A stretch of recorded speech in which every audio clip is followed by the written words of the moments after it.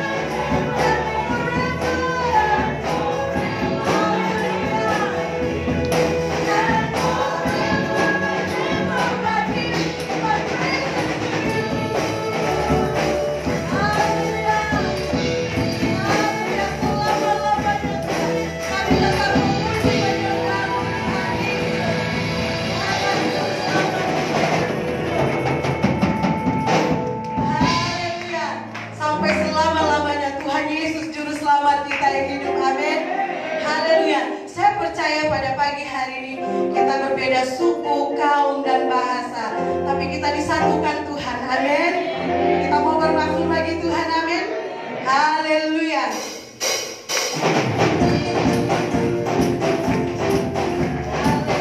Sama-sama berdiri di hadapan Tuhan.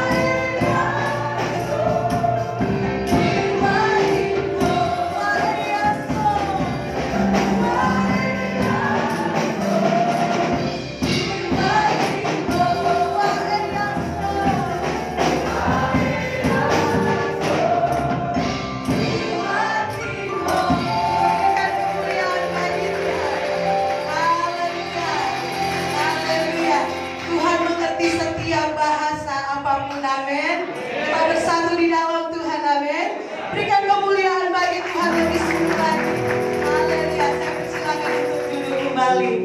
Puji Tuhan, kita sudah bersorak memuliakan nama Tuhan pada hari ini. Saya percaya kita diberkati oleh pujian penyembahan pada pagi hari ini. Untuk itu, Bapak Ibu yang ingin menyaksikan kebaikan Tuhan, kemurahan Tuhan dalam hidup kita, mari saya persilakan.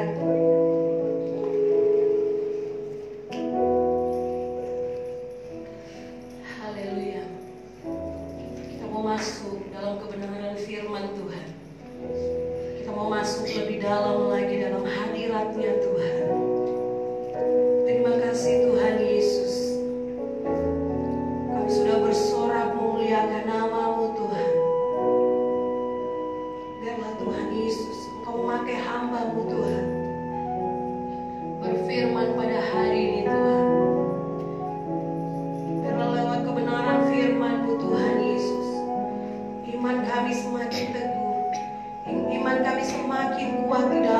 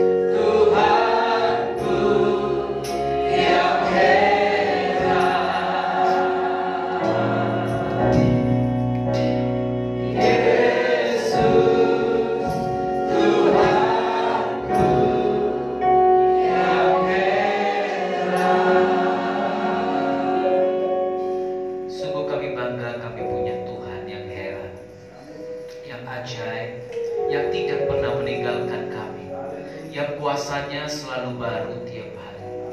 Kami bersyukur buat semua kebaikan, semua kemurahan, dan semua belas kasih-Mu kepada kami sampai hari ini. Sekali lagi kami berdoa buat Indonesia, kami berdoa buat dunia ini. Kami berdoa biarlah Tuhan kiranya memandang kepada umat-Mu yang dengan segenap hati merendahkan diri, mengaku dosa, dan berbalik dari jalan kami yang jahat. Pulihkanlah negeri kami Tuhan, pulihkanlah negara-negara, pulihkanlah setiap bangsa-bangsa yang berdoa meminta ampun dari-Mu. Pulihkan kami dari virus-virus, pulihkan kami dari wabah-wabah yang berkecamuk. Karena kami tahu Kau berkata dalam firman-Mu, jikalau kami berdoa merendahkan hati dan berbalik dari jalan kami yang jahat, mencari wajah-Mu, maka Engkau sendiri akan memulihkan negeri kami. Dan ini doa kami Tuhan, biarlah Kau memulihkan negeri kami, sama seperti yang pernah Kau lakukan dulu-dulu Tuhan, sama seperti yang pernah Kau lakukan di masa-masa yang silam. Kami percaya Tuhan dapat melakukannya lagi di saat ini. Urapi hamba-Mu yang tidak ada apa-apanya ini. Aku hanya hamba-Mu yang siap dan taat untuk melakukan firman. Urapi juga jemaat Tuhan yang sedang berada di rumah, mereka yang menonton, yang menyaksikan khotbah ini melalui live siaran langsung. Tuhan memberkati mereka, Tuhan memberkati setiap mereka yang sedang ada dalam rumah mereka, mereka yang sedang mengalami sakit penyakit. Kiranya tangan kasih Tuhan terulur dan menjamah mereka di dalam nama Tuhan Yesus Kristus. Kami berdoa biarlah pandemik ini berakhir dalam waktu Tuhan, sehingga setiap orang melihat bahwa hanya Tuhanlah yang sanggup menjawab setiap kebutuhan kami. Terima kasih Bapa, berfirmanlah kepada kami, berikan kami telinga seorang murid dan hati seorang hamba, sehingga kami bukan saja menjadi pendengar-pendengar firman, tapi juga menjadi pelaku-pelaku firman bagi kemuliaan nama Tuhan Yesus Kristus. Dalam nama-Mu yang kudus kami berdoa dan bersyukur. Haleluya. Amin. Amin. Shalom Bapak Ibu. Shalom. Kita bersyukur buat hari ini, hari yang Tuhan beri bagi kita. Amin. Peraturan pemerintah agar sebenarnya tidak boleh ada perkumpulan-perkumpulan, namun kami sengaja mengadakan ibadah ya seperti biasa. Puji syukur kita juga sudah terbiasa dengan ibadah live, jadi kita tidak terlalu dipusingkan, tidak terlalu dibingungkan dengan ini. Karena memang kalau saudara melihat apa yang sedang terjadi dan apa yang akan terjadi, ini semua sudah ada dalam firman Tuhan. Firman Tuhan katakan bahwa pada masa-masa akhir akan terdengar kabar perang dan sebagainya, akan ada sakit penyakit yang akan terus berkecamuk dan itu tidak akan berkurang, tapi justru semakin akan bertambah. Kemarin kita sudah dapat berita dari kepolisian bahwa agar menghindari pertemuan-pertemuan banyak orang, juga dari Kapolda kemarin juga kita sudah terima. Kita akan lihat bagaimana selanjutnya.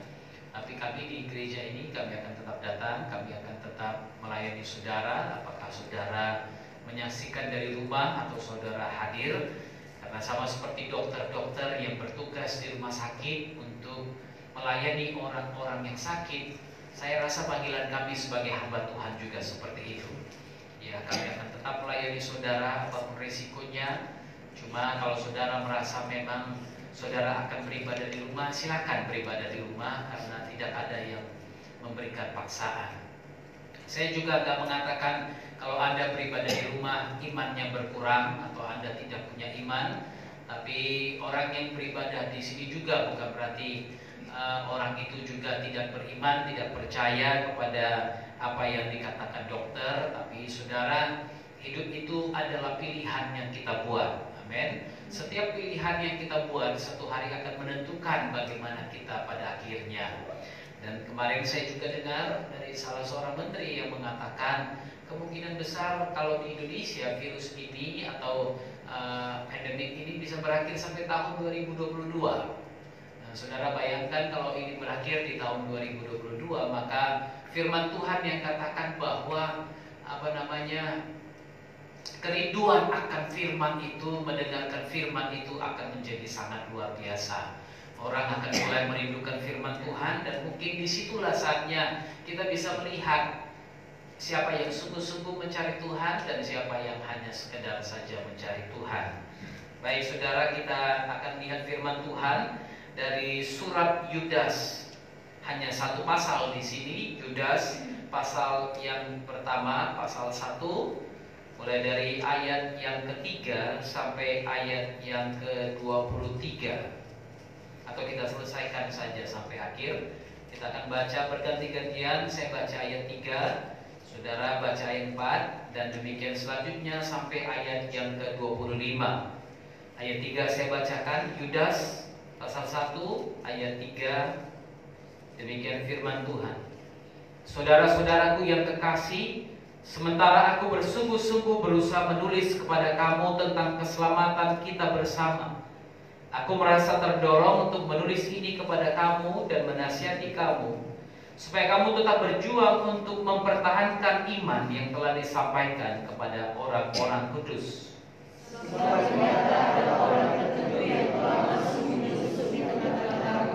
Yaitu orang-orang yang berpengalaman dengan Tuhan di tubuhmu.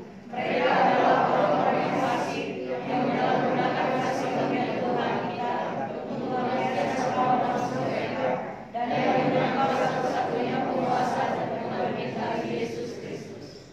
Tetapi sekalipun kamu telah mengetahui semuanya itu dan tidak meragukannya lagi, aku ingin mengingatkan kamu bahwa memang Tuhan menyelamatkan umatnya dari tanah Mesir, namun sekali lagi membinasakan mereka yang tidak percaya.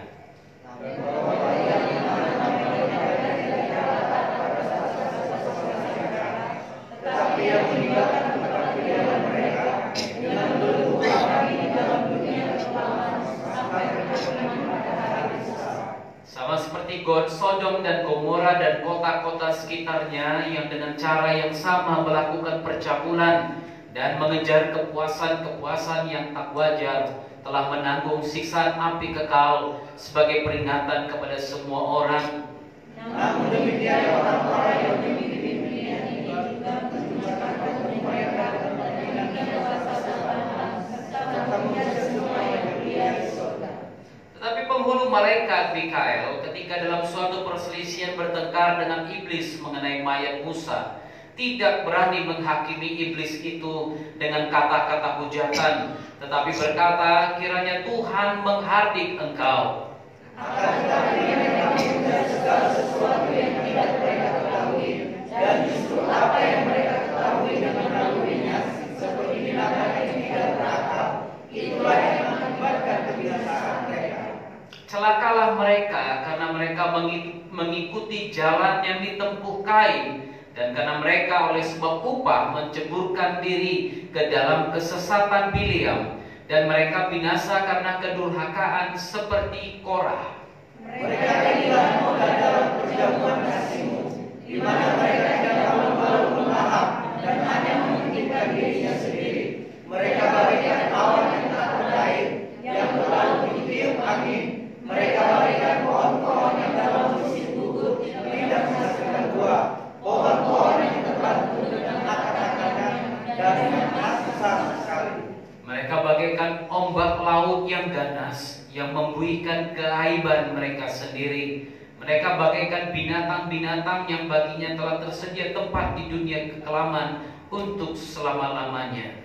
Juga tentang mereka Henok, keturunan ketujuh dari Adam, telah bernubuat katanya, sesungguhnya Tuhan datang dengan beribu-ribu orang kudusnya, hendak menghakimi semua orang dan menjatuhkan hukuman atas orang-orang fasik karena semua perbuatan fasik yang mereka lakukan, dan karena semua kata-kata nista yang diucapkan orang-orang berdosa yang fasik itu terhadap Tuhan.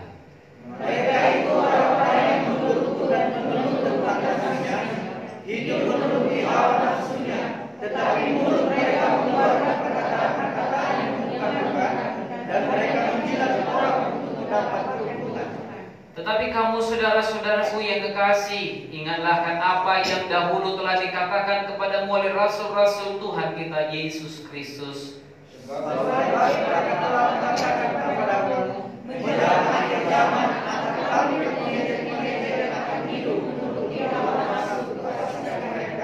Mereka adalah pemecah belah yang dikuasai hanya oleh keinginan-keinginan dunia ini dan yang hidup tanpa Roh Kudus. Akan tetapi kamu saudara-saudara yang terkasih, bangunlah dirimu sendiri di atas dasar imanmu yang paling suci dan berdoa dalam Roh Kudus. Peliharalah dirimu demikian dalam kasih Tuhan sambil menantikan rahmat Tuhan kita Yesus Kristus untuk hidup yang kekal. Tunjukkanlah belas kasihan kepada mereka yang berlaku. Selamatkanlah mereka dengan jalan merampas mereka dari api, tapi tunjukkan belas kasihan yang disertai ketakutan kepada orang-orang lain juga, dan bencilah pakaian mereka yang dicemarkan oleh keinginan-keinginan dosa. Bagi Dia yang berkuasa menjaga supaya jangan kamu tersandung dan membawa kamu dengan kamu mudah dan penuh kebenaran dari orang penyayangannya. Tuhan yang Esa, Juru Selamat kita oleh Yesus Kristus Tuhan kita. Bagi Dia adalah kemuliaan, kebesaran, kekuatan, dan kuasa sebelum segala abad dan sekarang dan sampai selama-lamanya. Yudas ini saudara adalah saudaranya Yakobus, berarti saudaranya Yohanes juga yang terpanggil, yang merupakan juga rasul. Ini bukan Yudas Iskariot yang menulis ini, tapi salah seorang murid Yesus. Dia katakan tentang hukuman atas guru-guru palsu. Saya mau saudara mengerti firman ini saya sampaikan bukan untuk bercerita tentang orang lain, tapi menceritakan keadaan yang sedang terjadi dan akan terjadi dalam dunia ini. Karena memang waktunya sudah sangat dekat. Kedatangan Tuhan sudah sangat dekat. Itu sebabnya firman Tuhan mengingatkan kita. Dia katakan di ayat 3, saudara-saudaraku yang kekasih, sementara aku bersungguh-sungguh berusaha menulis kepada kamu tentang keselamatan kita bersama, aku merasa terdorong untuk menulis kepada kamu dan menasihati kamu. Apa itu? Supaya pertama, kamu tetap berjuang untuk mempertahankan iman yang telah disampaikan kepada orang-orang kudus. Ini yang Tuhan mau melalui rasulnya, melalui hambanya. Dikatakan apa saudara? Agar kamu tetap berjuang untuk mempertahankan iman. Artinya apa? Saudara, untuk mempertahankan iman, Anda tidak bisa begitu saja. Amin. Anda tidak bisa bilang, aku Kristen, sudah cukup. Tidak. Anda harus berjuang untuk itu. Mempertahankan imanmu. Kalau misalnya Anda punya handphone, kemudian handphone itu dirampok orang pada waktu Anda sedang berjalan, apa yang akan saudara lakukan? Apakah Anda diam terplongok saja? Atau Anda akan berteriak, Anda akan lari dan mengejar orang itu untuk mengambil handphone tersebut? Apa yang akan saudara buat? Atau dari Jawa dia bilang, Tuhan berkati ya bang. Oh, Tuhan berkati, oke. Kalau mau lagi balik bang, nanti saya kasih lagi gitu. Gimana? Biasanya gimana? Saudara akan langsung bereaksi, betul kan? Anda akan mungkin teriak-teriak, Anda bilang maling-maling, lalu Anda akan kejar dia, mungkin seperti itu. Betul gak saudara? Karena itu firman Tuhan katakan, tetaplah berjuang untuk mempertahankan iman yang sudah disampaikan kepadamu. Jangan justru di saat-saat yang susah Anda meninggalkan iman Anda. Apalagi Anda bilang, mana Tuhan, kok virus corona ini merajalela? Betul kan? Ada orang bilang, kalau Tuhan ada, gak mungkin dia biarkan virus ini menelan korban begitu banyak. Saudara tahukah Anda, bukan hanya satu kali ini pandemik terjadi. Saudara boleh baca sejarah gereja demi sejarah gereja, di mana kolera pernah terjadi tahun 1800-an, tahun 1900-an. Dan apa yang dilakukan umat Tuhan? Mereka tetap mencari Tuhan. Amin. Apa yang dilakukan hamba-hamba Tuhan? Saya ingat saya membaca kisah tentang Charles Spurgeon pada tahun 1800-an, pada waktu kolera mewabah.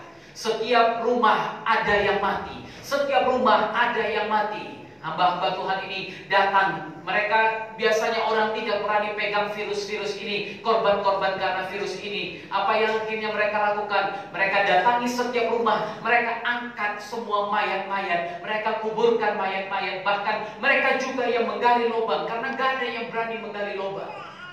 Saya pernah ingatkan saudara, tahun 1908 terjadi wabah yang sangat mengerikan juga di Afrika Selatan. Lalu kemudian tidak ada orang berani, bahkan dalam rumah sendiri, anggota keluarga sendiri tidak berani menguburkan mayat dari anggota keluarganya. Karena apa? Katanya siapa yang pegang cairan yang keluar dari mayat itu, dia langsung akan terkena virus itu. Apa yang tercatat dalam sejarah, John G. Lake, hamba-hamba Tuhan yang ada pada waktu itu justru datang ke dalam rumah-rumah, mereka pegang mayat-mayat, lalu mereka yang kuburkan mayat-mayat itu. Lalu kemudian para ahli bingung, kenapa yang lain kena dengan virus mati, hamba-hamba Tuhan ini tidak mati. Lalu diambillah darahnya John G. Lake, diperiksa di bawah mikroskop. Lalu kemudian mereka tuangkan juga virus itu. Mereka ambil virus tersebut, mereka taruh di darah itu. Apa yang terjadi? Pada waktu virus itu menyentuh darah John G. Lake, virus itu hilang.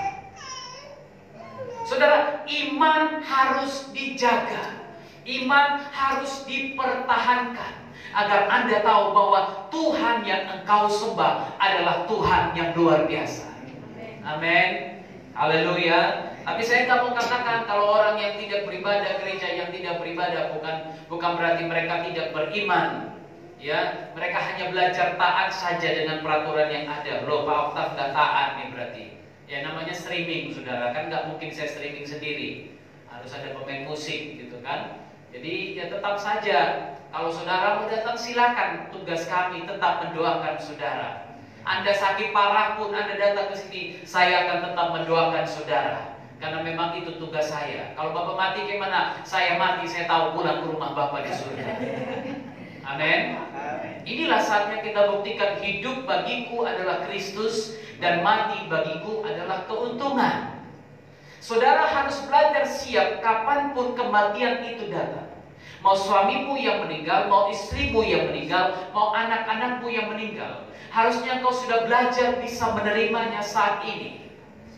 Amin. Belajar untuk menerimanya saat ini. Karena kalau sesuatu pun terjadi, berarti dia siap untuk pulang ke rumah Bapa. Haleluya. Sebab ternyata firman Tuhan katakan ada orang tertentu yang telah masuk menyusup di tengah-tengah kamu. Siapa orang-orang itu? Yaitu orang-orang yang telah lama ditentukan untuk dihukum.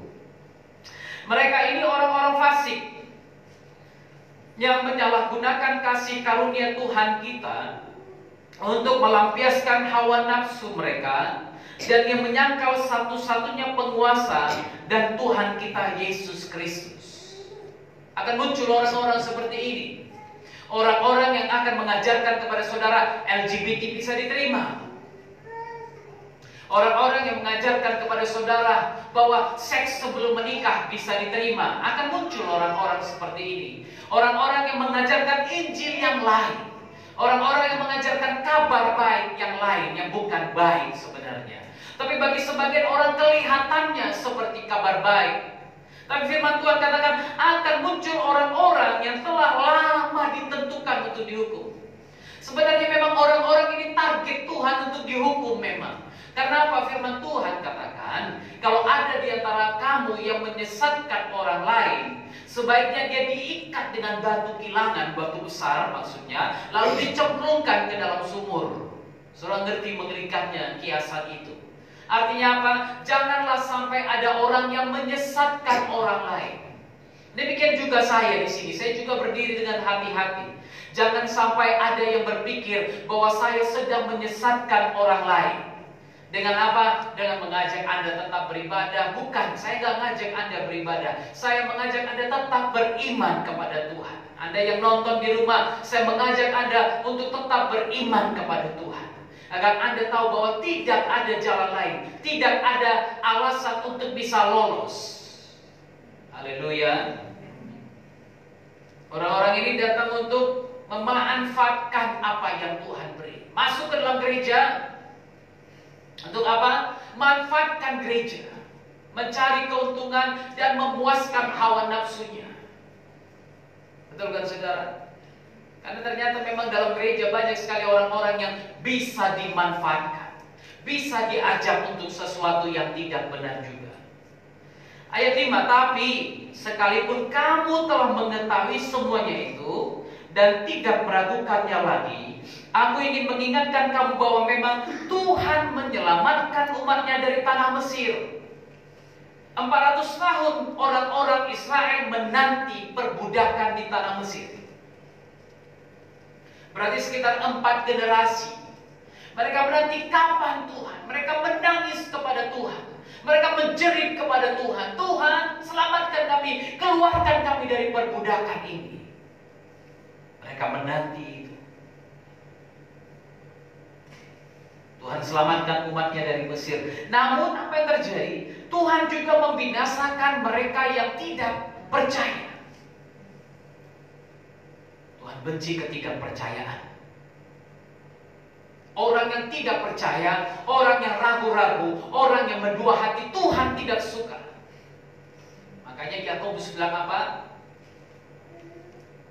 Jangan sampai ada orang yang mendua hati. Karena dia seperti kapal yang bimbang. Hari ini ke sini, besok ke sana, hari ini dengar ini, besok dengar itu. Kalaulah memang virus ini berlalu hanya 2 minggu. Bagaimana kalau ini berlanjut terus? Apa yang akan terjadi? Apakah pilihan Anda? Tuhan menyelamatkan umatnya dari tanah Mesir, namun dia membinasakan mereka yang tidak percaya. Dan bahwa dia menahan malaikat-malaikat yang tidak taat pada batas-batas kekuasaan mereka. Artinya apa? Malaikat yang tidak taat ini, yang ikut dengan Lucifer, yang ikut dengan iblis, yang memberontak di surga, mereka punya kuasa. Tapi mereka punya batas-batas kekuasaan mereka. Mereka tidak mampu melakukan lebih dari batas yang Tuhan izinkan. Itu sebabnya pada waktu Ayub dicobai Tuhan, iblis datang kepada Tuhan. Lalu iblis bilang, ya karena kau kasih dia berkat, karena kau lindungi dia, karena kau jaga dia. Saudara lihat pernyataan iblis. Iblis tahu bahwa Tuhan menjaga umatnya. Iblis tahu bahwa Tuhan memelihara umatnya. Iblis tahu bahwa Tuhan memberkati umatnya. Iblis tahu bahwa ada pagar pelindung bagi umatnya. Itu sebabnya iblis datang kepada Tuhan. Lalu dia bilang apa? Karena tanganmu lah, maka dia baik-baik saja. Haleluya. Iblis tahu dia tidak bisa melakukan lebih dari apa yang Tuhan sudah berikan kepadanya. Ada koridor-koridor tertentu yang tidak bisa dilewati oleh iblis. Itu sebabnya dikatakan bahwa Tuhan menahan malaikat-malaikat yang tidak taat pada batas-batas kekuasaan mereka. Tetapi yang meninggalkan tempat kediaman mereka dengan belenggu abadi dalam dunia kekelaman sampai penghakiman pada hari besar nanti. Saudara, neraka bukan dipersiapkan untuk manusia. Tahukah Anda akan hal itu? Karena Tuhan mempersiapkan langit yang baru dan bumi yang baru bagi orang-orang yang percaya kepadanya. Tapi bagi iblis dan antek-anteknya, neraka itu dipersiapkan. Saudara nggak bisa bilang, kok kejam sekali Tuhan? Kenapa Tuhan ciptakan neraka? No, Tuhan bukan ciptakan neraka bagimu. Tapi kalau Anda memilih untuk mengikuti apa yang iblis katakan, maka iblis dan pengikutnya lah yang akan menikmati itu. Amin. Haleluya. Itu disiapkan pada hari penghakiman yang besar nanti. Kenapa? Sekarang belum hari penghakiman. Kalau kita mati dalam Tuhan, kita akan masuk bukan ke surga, tapi ke Firdaus. Kita dikumpulkan dulu di Firdaus. Baru setelah itu orang-orang yang tidak mati dalam Tuhan, bukan ke neraka, tapi dalam tempat kekelaman yang besar, kegelapan yang besar, yang disebut Hades atau Sheol. Tempat itulah ditampung dulu sementara. Yang ada firman Tuhan katakan kertak gigi, di situ kertak gigi yang ada. Orang menjerit, orang menggerutu. Karena apa? Siksaan demi siksaan mereka sudah mulai alami. Tapi nanti saatnya pada waktu penghakiman besar terjadi, setiap orang akan dipanggil. Yang hidup dan yang mati dipanggil. Yang percaya kepada Yesus, mereka masuk ke dalam langit yang baru dan bumi yang baru. Firman Tuhan katakan. Lalu kemudian dibawa ke dalam kerajaan surga. Tapi yang mati bukan dalam Tuhan, yang tidak percaya kepada Tuhan, apa yang akan terjadi? Mereka akan dipindahkan ke dalam perapian yang menyala-nyala itu. Tapi bukan untuk manusia. Maka firman Tuhan katakan sama seperti Sodom dan Gomora dan kota-kota sekitarnya, yang dengan cara yang sama melakukan percabulan dan mengejar kepuasan-kepuasan yang tak wajar, telah menanggung sisaan api kekal sebagai peringatan kepada semua orang. Saudara, Sodom dan Gomora dan kota-kota yang lain adalah gambaran Tuhan, peringatan Tuhan kepada kita yang hidup pada saat ini.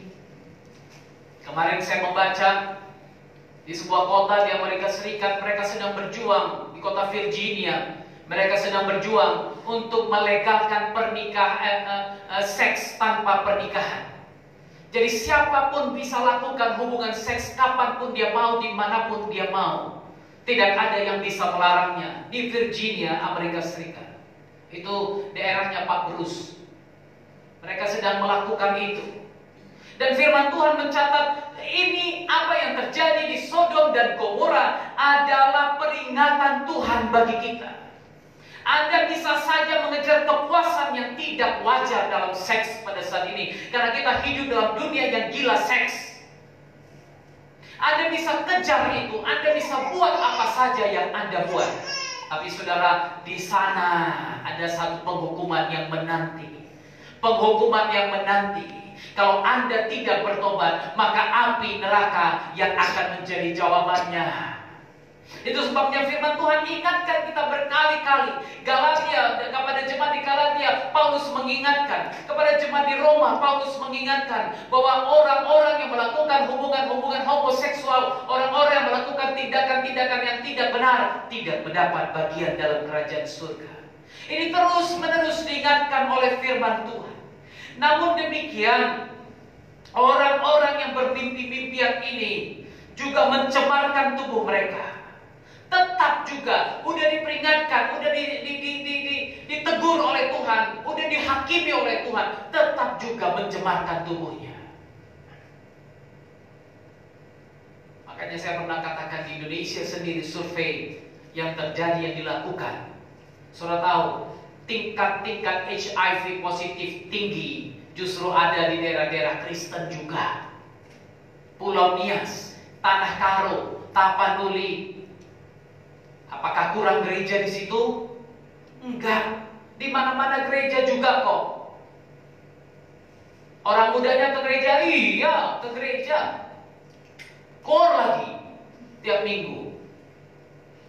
Tapi kenapa saudara justru di sana yang ada HIV positif terbanyak?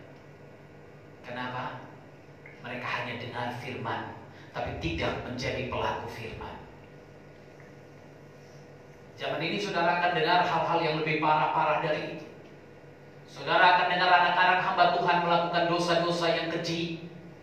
Saudara akan dengar hamba-hamba Tuhan melakukan dosa-dosa yang keji. Kenapa? Memang iblis berusaha menarik orang sebanyak-banyaknya datang kepadanya.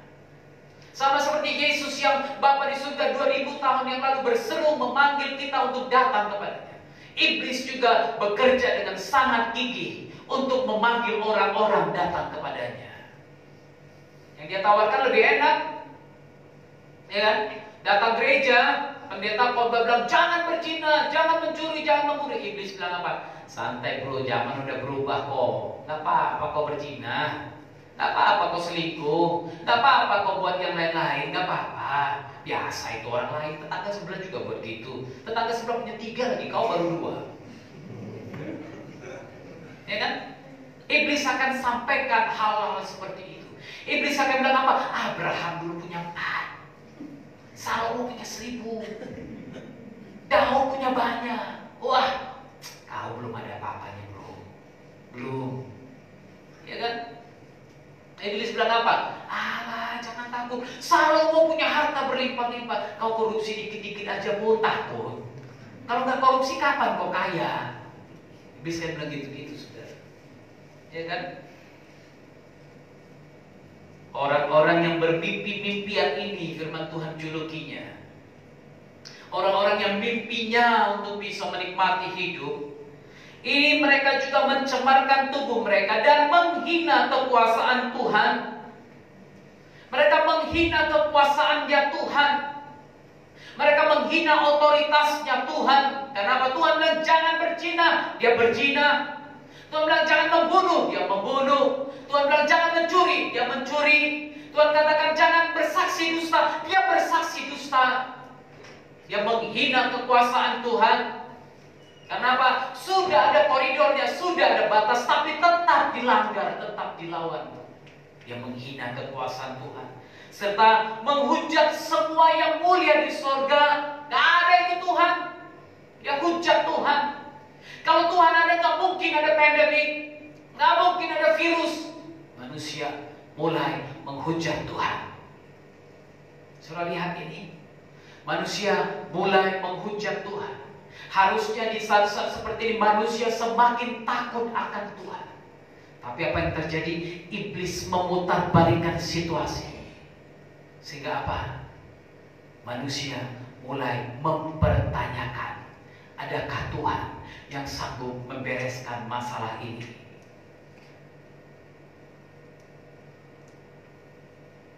Tapi kita tidak bisa buat apa-apa karena belum waktunya.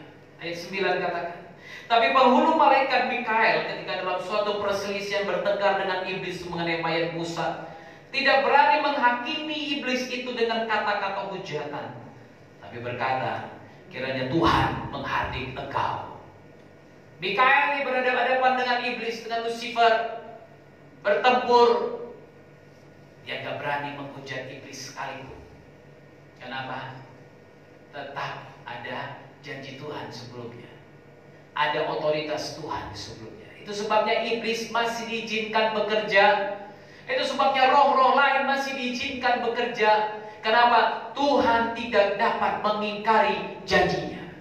Tuhan tidak dapat membatalkan firman-Nya. Maka firman Tuhan katakan, apa yang keluar dari mulut Tuhan akan terjadi. Haleluya. Itu sebabnya saudara, firman Tuhan mencatat ini. Itu sebabnya kalau saudara berdoa berhadapan-hadapan dengan iblis juga berhati-hati. Berhati-hati. Jangan langsung bilang yang lain-lain yang tidak perlu kau ucapkan. Cukup katakan, usir kami, usir kau setan iblis di dalam nama Yesus, pergi. Kenapa? Dia pegang juga janji yang diberikan kepadanya dulu. Iya kan? Janji yang diberikan kepadanya dulu. Apa itu janjinya? Apa? Wanita itu akan menginjak kepalamu dan engkau akan, coba lihat Kejadian pasal, biar gak salah ngomong saya nanti, ini live ini bahaya nanti. Pasal 3 ayat yang ke 17. Ayat yang ke 14 dulu. Lalu berfirmanlah Tuhan kepada ular itu, karena kau berbuat demikian, terkutuklah engkau di antara segala ternak dan di antara segala binatang hutan. Dengan perutmu kau akan menjalar dan debu tanahlah yang akan kau makan seumur hidupmu. Ayat 15 itu tadi kepada ular karena dia mau dipakai oleh iblis. Ayat 15, aku akan mengadakan permusuhan antara engkau dan perempuan ini, antara keturunanmu dengan keturunannya. Keturunannya akan meremukkan kepalamu dan engkau akan meremukkan tumitnya. Haleluya. Engkau akan meremukkan tumitnya. Ya, tumit bicara tentang kemampuan untuk berdiri juga, kemampuan untuk memijak, kemampuan untuk berkuasa. Dan iblis akan mengambil itu. Itu yang diberikan kepadanya. Janji ini diberikan kepadanya. Akan ada permusuhan antara keturunannya dengan keturunanmu, antara iblis dengan manusia, tidak akan pernah berakhir. Sampai datang hari Tuhan, penghakiman yang terakhir itu terjadi. Itu sebabnya firman Tuhan mencatat di sini, ayat yang ke-10.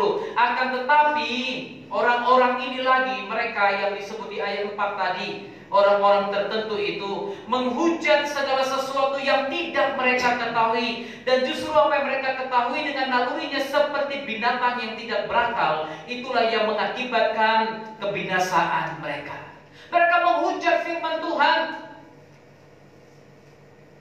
Semua yang tidak mereka ketahui dihujat. Yang gak diketahui, gak ada itu, pura-puranya aja itu, bisa-bisa pendeta aja itu. Mereka menghujat yang tidak dia ketahui. Tapi apa yang mereka ketahui dengan nalurinya seperti binatang yang tidak berakal, itulah yang mengakibatkan kebinasaan mereka. Dia tahu hubungan sejenis akan mengakibatkan apa? Penyakit. Dia tahu, ini firman Tuhan bilang, apa yang dia ketahui dengan nalurinya seperti binatang yang tidak berakal, itulah yang mengakibatkan kebinasaan mereka. Dia tahu dia akan binasa karena itu, tapi tetap juga dia lakukan dosa itu.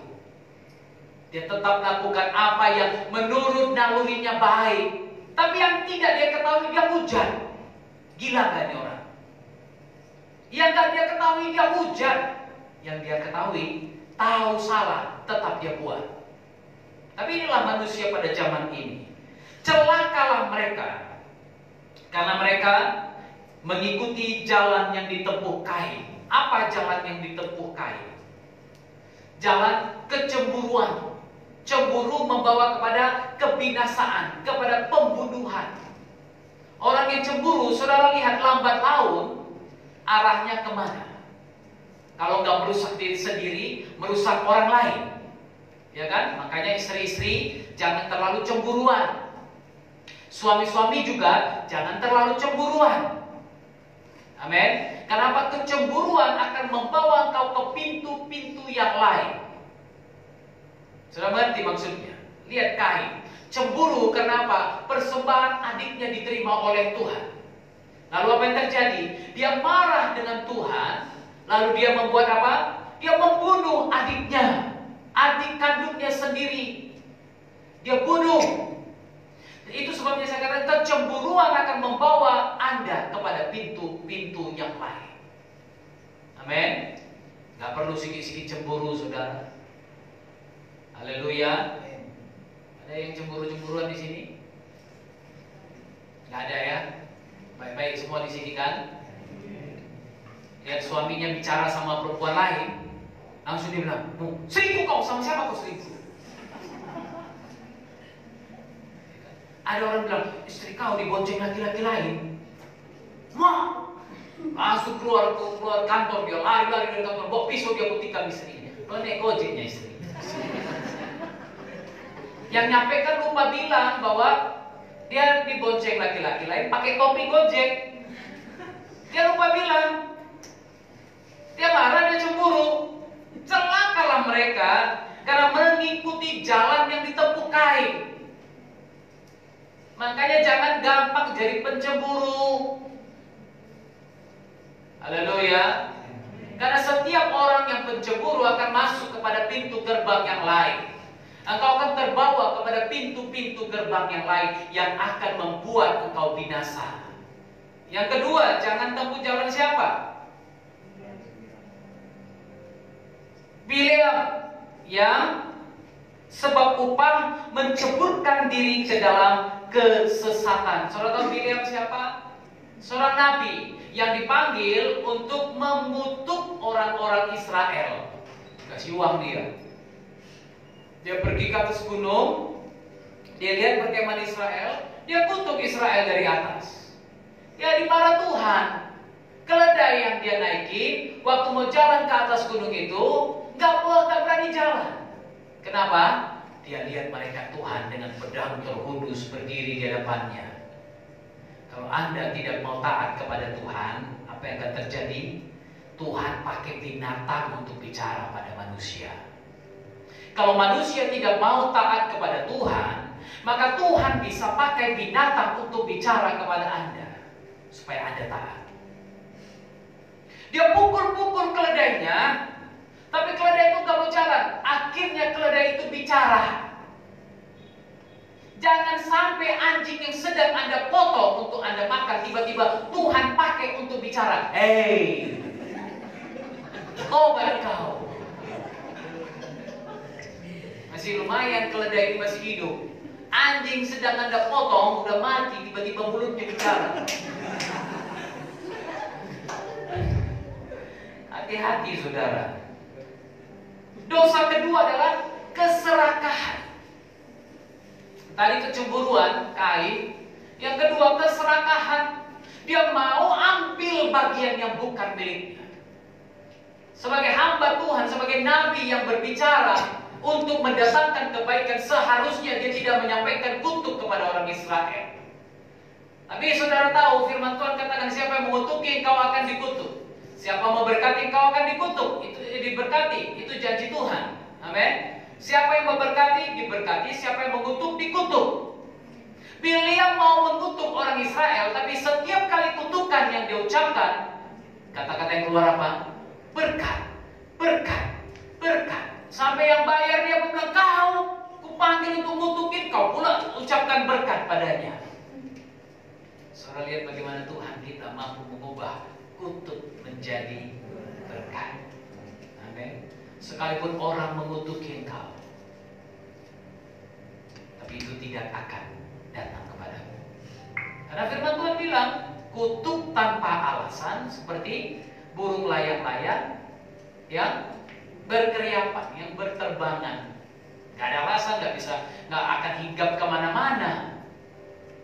Ya, itu sebabnya jangan takut kalau ada yang mau mengutuk engkau, mau kutuk keluargamu mati virus corona semuanya. Jangan takut, jaga kebersihan. Amin. Pulang ke rumah cuci tangan. Gak usah sibuk-sibuk beli alkohol sanitizer sehingga habis stok, harga naik. Gak perlu, cukup sabun.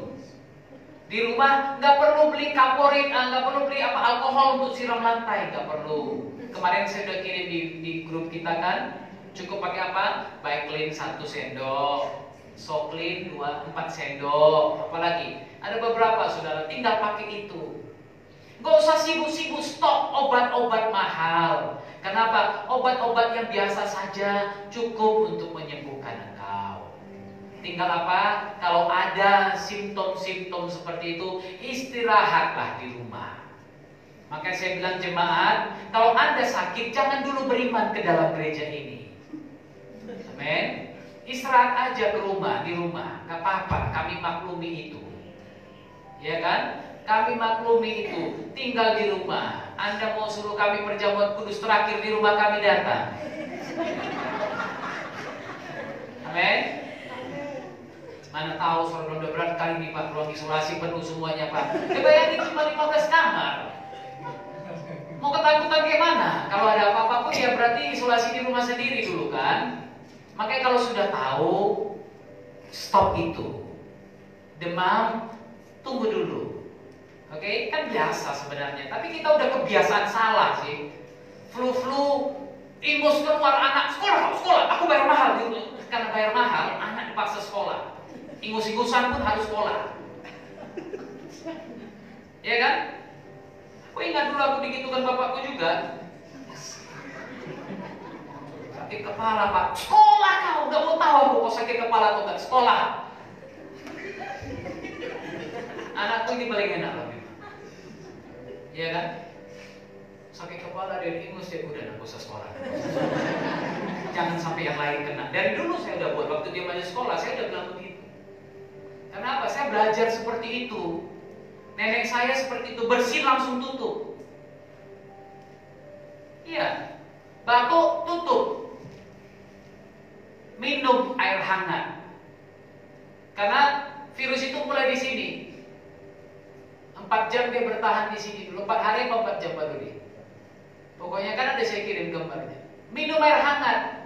Udah flu bilang, enaknya memang minum Coca-Cola dingin. Makinlah Anda pelihara itu. Ya kan? Jadi saudara belajar tidak serakah. Amin. Belajar tidak hanya menginginkan untuk diri sendiri. Stok barang banyak-banyak di rumah. Beras timbun sampai apa? Akhirnya nanti yang makan bukan Anda, kutu. Ya kan? Siap itu karena udah dimakan kutu, Anda pun makan lagi kutunya. Kenapa? Saya udah beli beras banyak, gak ada yang makan. Bau-bau pun Anda makan. Kalau sudah ada yang stok-stok, mulai bagi kepada orang yang gak mampu. Antar ke gereja ini ada 30 orang di sini yang perlu makan. Amin. Jangan stok di rumah Anda. Justru saat seperti ini belajar bermurah hati. Jangan serakah. Amin. Saat seperti ini mulai lakukan firman Tuhan.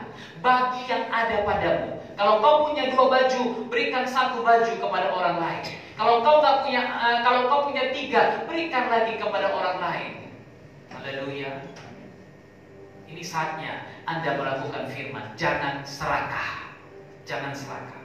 Lalu kemudian firman Tuhan, jangan seperti Korah. Korah itu apa dosanya? Durhaka, memberontak. Dia bilang apa? Tuhan bukan cuma bicara kepadamu saja ya Musa. Ini pemberontak, saudara. Iya kan? Korah bilang, dia kumpulkan sebagian jemaat Tuhan waktu itu. Dia memberontak terhadap Musa. Itu Pak Octavio udah gak benar, itu udah sesat itu. Kenapa? Ajarkan perpuluhan terus. Udah tahu virus, suruh orang ke gereja. Saya gak suruh ke gereja. Jangan pelintir. Kami tetap akan live. Gimana mau streaming kalau kami gak kayak gini? Ya kan? Saudara yang datang kan beresiko Anda sendiri kan? Kami tetap streaming, kami tetap begini. Kalau Anda gak datang pun minggu depan, kami tetap begini. Haleluya. Saya bukan ajarkan sesuatu yang lain. Saudara, ini saya melihat banyak orang manfaatkan situasi ini, bahkan hamba-hamba Tuhan. Itu gereja gak benar. Kenapa? Dia tutup gerejanya. Jangan pernah menunjuk orang lain. Amin. Jangan pernah menunjuk orang lain. Dia bilang gak benar supaya apa? Pindah ke gereja dia. Pindah orang ke gereja dia. Panen woi. Panen massal. Ada yang begitu.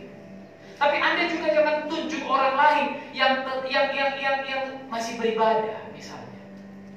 Bukan karena dia merasa imanku lebih tinggi. Saya ada beberapa orang membuli saya kemarin di grup kami.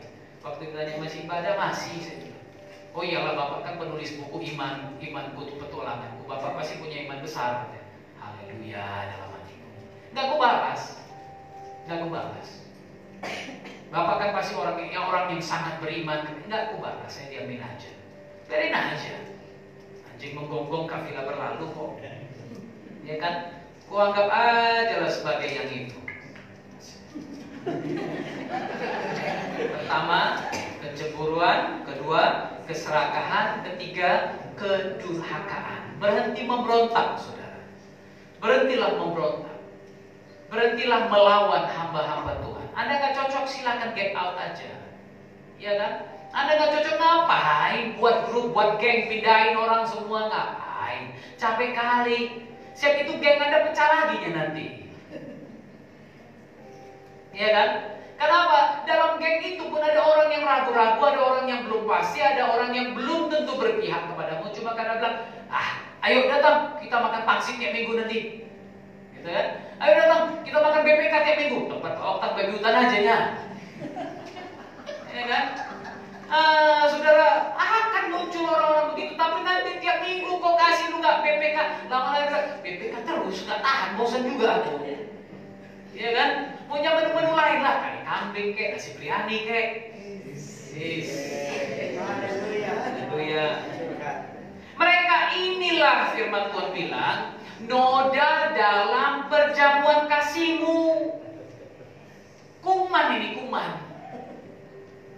Ini kuman. Pemberontak, orang serakah, pencemburu ini kuman dalam perjamuan kasih. Kalau pendeta melayani jiwa-jiwa baru, cemburu ya kan? Orang-orang baru yang dia layani. Karena datang naik mobil, dilayani, didoain. Kita nggak dipedulikannya, dari dulu dia dibawa. Biasa nggak dibawa dia, sekarang dibawa terus dia. Ini noda dalam perjamuan. Kenapa? Pencemburu. Dia cemburu pendetanya dekat dengan orang lain. Dia cemburu pendetanya melayani orang lain. Harusnya sebelum pendeta layani, Anda yang layani. Anda lihat jiwa baru, datangi jiwa baru itu. Rangkul dia, salam dia. Jangan takut kuman. Kan udah pakai alkohol. Ya kan? Salami dia. Anda nanti mau salam saya, silakan. Anda mau gini juga sama saya, silakan. Tidak masalah. Anda mau namaste juga, silakan. Ya kan Pak Baik? Haleluya. Tapi jangan sampai Anda menjadi noda dalam perjamuan ini. Jangan sampai Anda menjadi noda dalam perkumpulan kita. Amin. Jangan sampai 3 hal ini terjadi. Anda pura-pura baik di depan saya, tapi Anda memberontak. Anda menjadi virus yang menakutkan lebih daripada corona. Ya kan? Memberontak, pencemburu, ini virus yang lebih ngeri dari corona. Corona nggak kelihatan. Ini kelihatan di depan mata dia. Corona nggak nampak, saudara. Ada 2 corona cantik kuliah. Satu tentara, satu polisi kalau salah kemarin ada yang tunjukin fotonya. Cantik, itu kelihatan, saudara. Tapi corona yang sedang kita bicara nggak kelihatan. Saya nggak takut dengan yang nggak kelihatan ini. Saya justru takut dengan yang kelihatan, yang muna-muna ini. Munafik maksudnya. Haleluya. Mereka ini noda dalam perjamuan kasihmu, di mana mereka tidak malu-malu melahap dan hanya mementingkan dirinya sendiri. Ini orang-orang yang seperti itu. Noda dalam perjamuan, kerjanya apa? Melahap semuanya untuk dia. Harus dia. Ya kan? Dia noda dalam perjamuan. Kenapa? Dia melahap dan hanya mementingkan dirinya sendiri. Aku, diriku, milikku. Itu aja yang dipikirkannya. Dia bagaikan awan yang tak berair. Saudara tahu, awan itu harusnya berair. Untuk apa? Menyejukkan bumi. Iya kan? Kalau awan berair, matahari tidak langsung menyengat kita di bawah. Itu sebabnya kalau saudara naik pesawat, saudara bisa lihat awan itu pun berlapis-lapis. Iya kan? Saudara naik pesawat kecil, takut goyang-goyang. Kenapa? Dia di bawah. Iya kan? Dia kena awan yang ada airnya di bawah. Itu sebabnya kalau saudara naik pesawat besar, kalau nggak punya uang, tidak punya uang katanya kan. Tapi enggak, maksudnya begini. Kalau naik pesawat besar itu, dia akan naik ke ketinggian yang lebih tinggi lagi. Sehingga awan yang di atas itu tidak punya airnya, ataupun kalau ada air ya nggak seperti yang di bawah ini. Makanya kadang-kadang saudara waktu pesawat tembus awan itu gruk gitu. Kenapa? Karena awannya berair. Itu sebabnya di situ agak-agak mengerikan. Pada saat-saat itulah kita bergantung pada Tuhan. Ya kan? Ya, saat itulah baru teringat Tuhan. Kalau enggak tadi sedang nonton di pesawat enak kali gitu kan, tiba-tiba semuanya bunyi goyang, tiba-tiba turunlah pernapasan lagi. Waduh, Tuhan, apa yang terjadi? Kadang-kadang memang dalam santai-santainya kita, Tuhan harus goncang juga kita sebentar. Betul kan? Karena kalau terlalu santai pun kita nggak pernah bisa menghargai apa yang Tuhan lakukan dalam hidup kita. Amin. Mari keluar dari zona nyaman saudara. Keluar dari zona nyaman itu. Mereka bagaikan awan yang tidak berair, yang berlalu ditiup angin, bagaikan pohon-pohon yang dalam musim gugur tidak menghasilkan buah. Pohon-pohon yang terbantu dengan akar-akarnya dan yang mati sama sekali. Terbantu itu maksudnya matinya 2 kali. Pohonnya mati 2 kali. Gimana itu? Kering dulu mungkin baru akarnya mati. Ya kan, ada pohon kan udah kering, masih bisa disiram.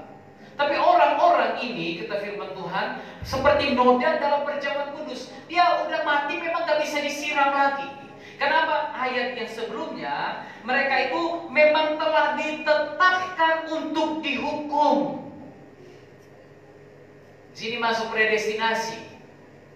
Kenapa? Ada orang-orang yang memang tidak mau berubah. Ya katakan kepada dirinya sendiri, aku tidak bisa berubah. Aku memang tukang mabuk, aku memang tukang berantem, aku memang tukang begini, nggak bisa berubah. Ada orang-orang yang seperti itu. Dia meyakinkan dirinya sendiri dia tidak bisa berubah. Padahal tidak ada yang mustahil bagi Tuhan. Tidak ada yang mustahil bagi Tuhan. Amin. Mereka bagaikan ombak laut yang ganas yang membuihkan keaiban mereka sendiri. Mereka bagaikan bintang-bintang yang baginya telah tersedia tempat di dunia kekelaman untuk selama-lamanya. Saya lihat komik, kita selalu tahu komik itu apa? Bintang yang sudah mati, yang tidak bercahaya lagi, kemudian jatuh dan pecah. Orang-orang yang membawa noda ini bagaikan bintang-bintang yang tak ada gunanya lagi. Ada bintang-bintang tertentu yang menjadi penunjuk arah. Itu sebabnya orang-orang Majus melihat kepada bintang dan bintang itu mengarahkan mereka kepada Yesus. Ada bintang yang menjadi penunjuk arah, tapi ada bintang yang tidak bisa berguna lagi. Dia jatuh dan dia menjadi sia-sia berada dalam kekelaman untuk selama-lamanya. Yang bangun balik, yang tidur pasti bangun. Ya kan? Karena dia tiba-tiba pikir ada bintang yang jatuh. Ayat 14 juga tentang mereka. Henokh turunan ketujuh dari Adam telah bernubuat. Katanya, sesungguhnya Tuhan datang dengan beribu-ribu orang kudusnya untuk apa? Hendak menghakimi semua orang dan menjatuhkan hukuman atas orang-orang fasik. Karena perbuatan fasik yang mereka lakukan dan karena semua kata-kata nista yang diucapkan orang-orang berdosa yang fasik itu terhadap Tuhan. Saudara, kalau Anda tidak tahu, berhentilah berucap. Jangan ucapkan sesuatu yang tidak Anda ketahui. Amin. Berhenti ngomong. Ini kan tahun V, saya bilang di awal tahun kemarin. Tahun di mana Anda bicarakan, ucapkan kata-kata hikmat, kata-kata berkat. Kalau Anda tidak bisa ucapkan kata-kata hikmat dan berkat, artinya apa? Shut up, tutup mulutmu dengan rapat-rapat. Dan biarkan Tuhan yang memberkati engkau, biarkan Tuhan yang berkarya, jangan mulutmu. Amin. Jangan mulutmu. Ayat 16, mereka itu orang-orang yang menggerutu dan mengeluh tentang nasibnya. Kerjanya apa? Menggerutu aja, mengeluh aja. Memang nasibku ginilah, memang aku dilahirkan hari Selasa waktu itu, jadi ginilah. Iya kan? Memang aku dibilang bapakku bawa sial dari dulu. Karena apa? Aku lahir tanggal 13. Dilantik 13 pula itu lagi. Di kamar nomor 13. Dan waktu itu bapakku di sel nomor 13. Inilah kutukan berantai yang terus menerus datang padaku. Saudara lihat. Jangan kerjanya hanya menggerutu, mengeluh tentang nasibmu. Berhenti. Berhenti, berkatakan yang positif dalam hidupmu. Bekerja sebisa yang kau bisa. Dan pasti Tuhan akan memberkati kau selebihnya. Amin. Kalau suamimu belum punya kerja yang benar, doakan dia, jangan menggerutu, jangan menangisi, jangan menyesali kehidupanmu. Kalau andainya dulu aku kawin sama yang diajarkan bapakku itu, Pak, udah gak gini aku, Pak. Berhenti. Kenapa? Tuhan bekerja dalam segala sesuatu untuk mendatangkan kebaikan bagimu. Kau bisa kawin sama orang yang ditunjuk oleh keluargamu dulu, tapi mungkin hari ini kau binasa. Karena apa? Apa yang dunia tawarkan bisa membawa kau jauh dari Tuhan. Bayangkan, kau punya semuanya. Pas minggu orang lain gereja, engkau ke mall, beli apa? Branded things. Ya kan? Gereja, aduh, belum punya waktu lagi arisan nih, boy. Kenapa istriku jabat sekarang? Ya kan? Minggu arisan. Haleluya. Makanya jangan mengeluh tentang nasib. Mereka itu hidup menuruti hawa nafsunya. Ya kan? Apa yang dipandang matanya itu dia ambil. Apa yang perutnya bilang mantap itu dia makan. Semua dihajarnya. Kenapa? Dia menuruti hawa nafsunya. Tapi mulut mereka mengeluarkan perkataan yang bukan mereka menjilat orang untuk dapat keuntungan. Berhentilah menjadi penjilat. Iya kan? Bahkan penjilat pendeta pun berhenti. Ada orang-orang itu. Saya banyak jumpa dengan orang gitu, Pak. Gak ada pendeta kayak Bapak. Haleluya. Memang gak ada. Cuma aku namanya Octavianus Nathanael. Cuma aku yang kulitnya agak gelap sikit. Kalau ada pun nama Octavianus di sana terang kulitnya. Gak ada memang yang kayak aku, kawan. Aku pribadi yang unik. Aku diciptakan Tuhan sebagai pribadi yang unik. Amin. Memang gak ada yang kayak aku. Jangan jadi penjilat. Aku paling gampang tahu penjilat yang mana. Makanya aku dari dulu bilang, kalau jumpa saya gak usah gini-gini kali. Gak usah. Biasa aja. Iya kan? Biasa aja. Gak usah lah sampai gini-gini kali pun. Kau taruh tanganku di sini tapi hatimu gak tunduk, gak ada gunanya. Iya kan? Mulai dari hati, semuanya dimulai dari hati. Haleluya. Jangan buat sesuatu hanya untuk mencari untung, keserakahan. Tapi kamu, firman Tuhan katakan, saudara-saudara yang kekasih, ingat apa yang telah dikatakan kepadamu oleh rasul-rasul. Ingat apa yang telah disampaikan kepadamu dalam firman Tuhan. Ingat. Amin. Ingat apa yang firman Tuhan katakan. Sebab mereka telah katakan kepadamu menjelang akhir zaman akan tampil pengejek-pengejek yang akan hidup menuruti hawa nafsu kefasikan mereka. Akan muncul memang orang-orang yang akan tampil sebagai pengejek-pengejek. Zaman segini bro, masih gereja, akan muncul. Zaman segini bro, masih baik-baik. Ih, lucu kali kau. Apalagi kalau baru datang dari kampung. Dia bilang, kayak gitu rupanya orang kota ya. Langsung ikut dia. Iya kan? Zaman segini kau masih pakai rok panjang. Ih, dia baru datang dari kampung, keluar dari spion, masuk ke Medan Mall. Langsung pegang uang pula kan, baru sampai busnya di situ. Kau pakai rok panjang dari kampung kau ya? Langsung dia belanja. Kak, cari rok paling pendek lah kak. Saya itu dia duduk di angkot. Waktu duduk di angkot dia tarik kaki.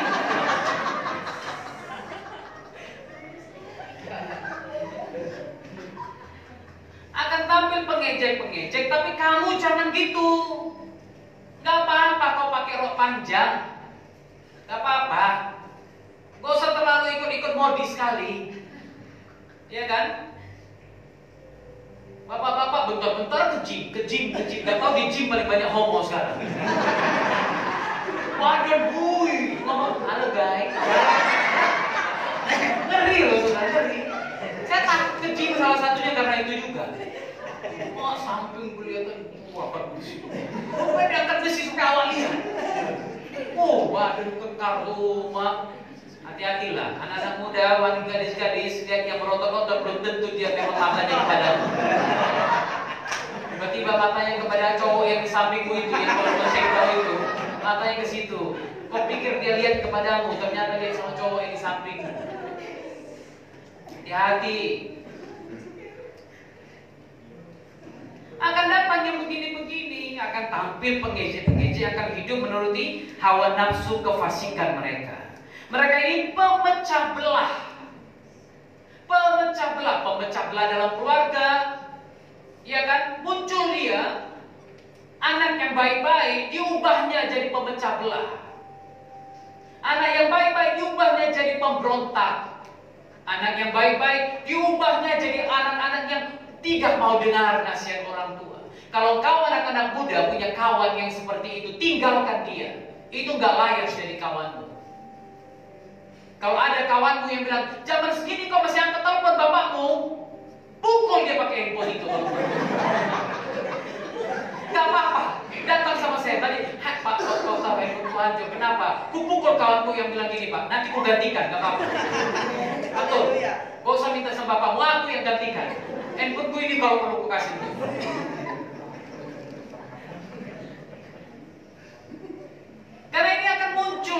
akan muncul yang seperti ini. Pemecah belah yang hanya dikuasai oleh keinginan-keinginan dunia ini, dan yang hidup tanpa Roh Kudus. Hidup tanpa Roh Kudus. Zaman segini masih perjaka, zaman segini masih perawan. Hidup tanpa Roh Kudus. Yang ada roh kudis di dalamnya. Yang ada apa? Roh-roh yang lain di dalamnya. Roh yang najis, roh yang kotor, roh yang tidak benar yang ada dalamnya. Itu sebabnya firman Tuhan katakan, akan tetapi kamu saudara-saudara kasih, bangunlah dirimu sendiri di atas dasar imanmu yang paling suci. Bangun dirimu di atas dasar iman yang suci. Ini dia.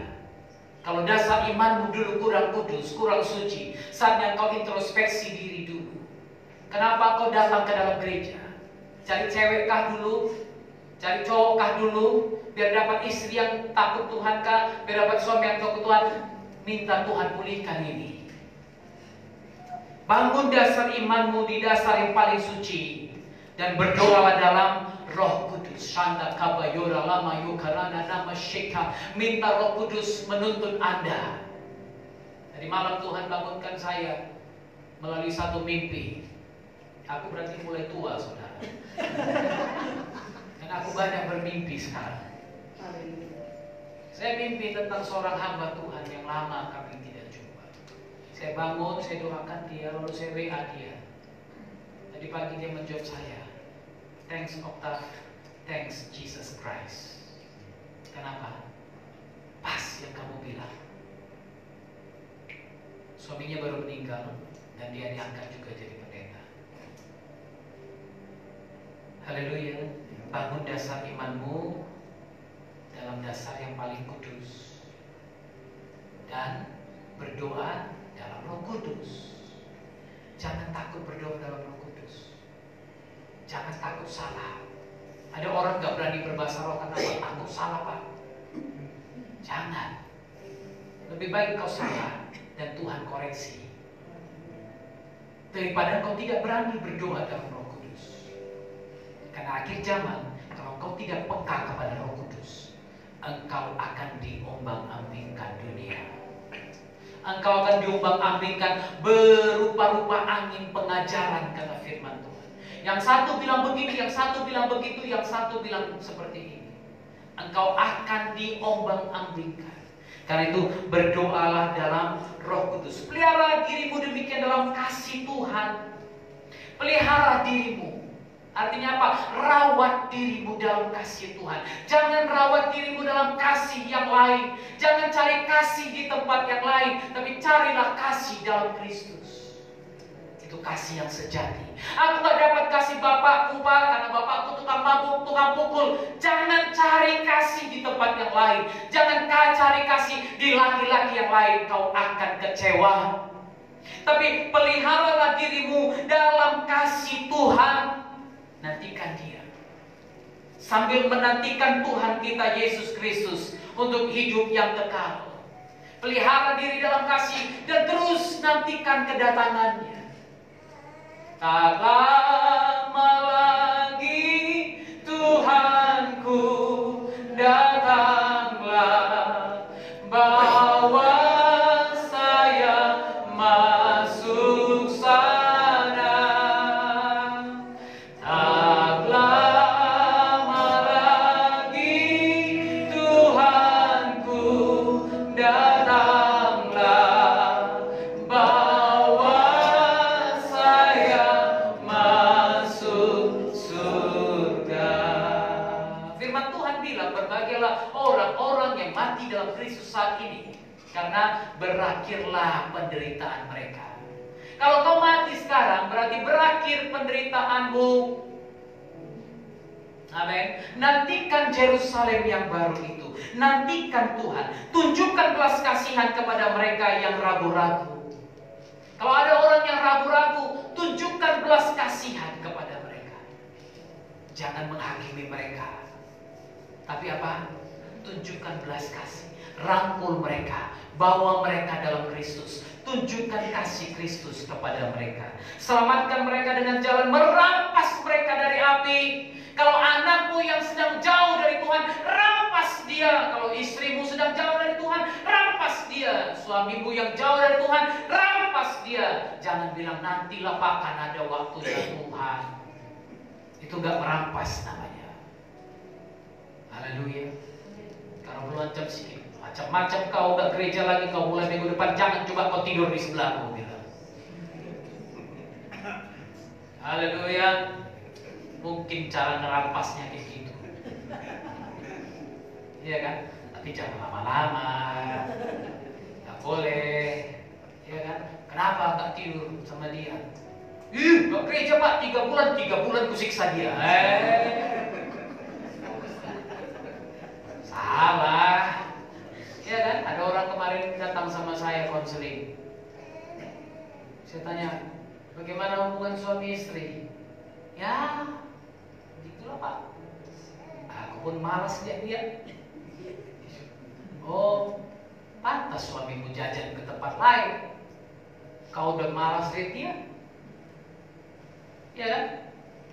Ada istri hamba Tuhan pernah tulis di Facebook lagi. Hei ibu-ibu, kalau suamimu selingkuh, datang minta ampun dosa, wajar nggak dikasih jatah? Ada yang bilang, oh itu kurang ajar, gak usah lagi dikasih jatah. Gak usah lagi begini, gak usah lagi.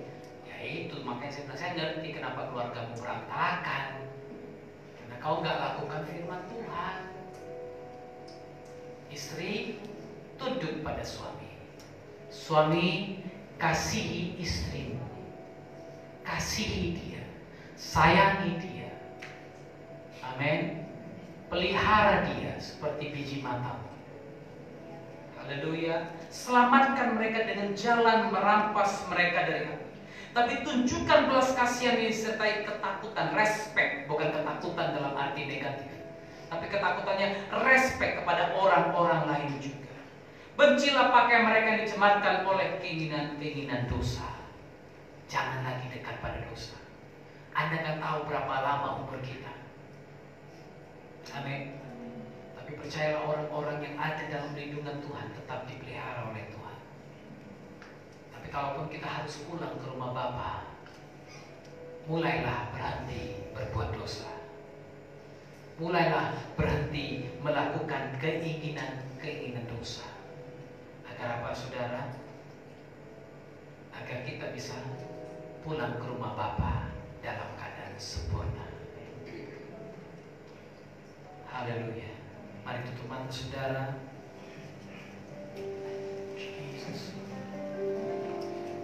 Ku berbahagia yang ditebus Yesus abadi kepunyaanku. Aku warisnya budi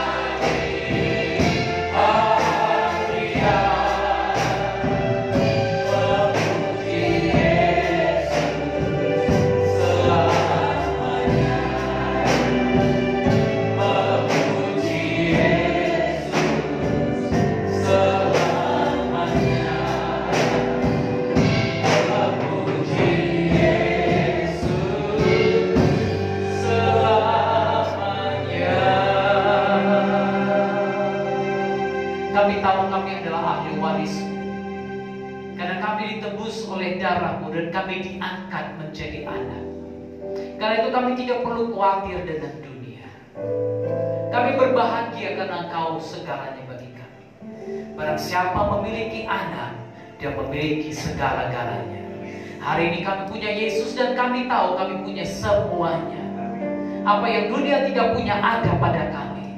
Karena kami punya Tuhan pencipta langit, bumi dan alam semesta. Yahweh Zebaot, Yahweh Yire, Tuhan yang mencukupkan kebutuhan kami. Yahweh Nisi, Tuhan yang adalah panci keselamatan kami. Yahweh Rafa, Tuhan yang adalah penyembuh kami, penyedia kami, Tuhan yang tidak pernah meninggalkan kami. Kami bersyukur karena kami punya Tuhan yang adalah El Shaddai, Tuhan yang maha besar, Elohim yang besar. Kami bersyukur kami punya Tuhan yang adalah El Elyon, Tuhan yang maha tinggi, Tuhan yang di atasnya, di bawahnya, setiap lutut harus bertelur atas namanya, setiap lutut harus bertelur, setiap lidah harus mengaku. Kami bersyukur karena kami punya Tuhan di atas segala Tuhan. Sehingga dalam nama Yesus, bakteri, virus, sakit, penyakit tunduk dan takluk kepadamu. Kami bersyukur kalau kami bisa hidup, biarlah kami terus hidup bagi Kristus. Tapi kalau kami mati, kami akan tahu, dan kami tahu sekarang bahwa bagi kami mati pun adalah keuntungan. Berikan kami hidup bijaksana dalam dunia ini. Berikan kami hikmat untuk melihat apa yang sedang terjadi, agar kami terus berjalan dalam jalan Tuhan dan tidak menyimpang dari Tuhan. Hamba-Mu sudah selesai menyampaikan firman-Mu Tuhan. Tapi Kau Roh Kudus Guru Agung kami, teruslah bekerja, teruslah berkarya, teruslah melakukan apa yang Tuhan ingin lakukan dalam hidup kami, agar kami terus menjadi orang-orang yang menyenangkan hati Tuhan. Dalam nama-Mu yang kudus kami berdoa dan bersyukur. Haleluya. Amin. Amin. Tuhan Yesus memberkati.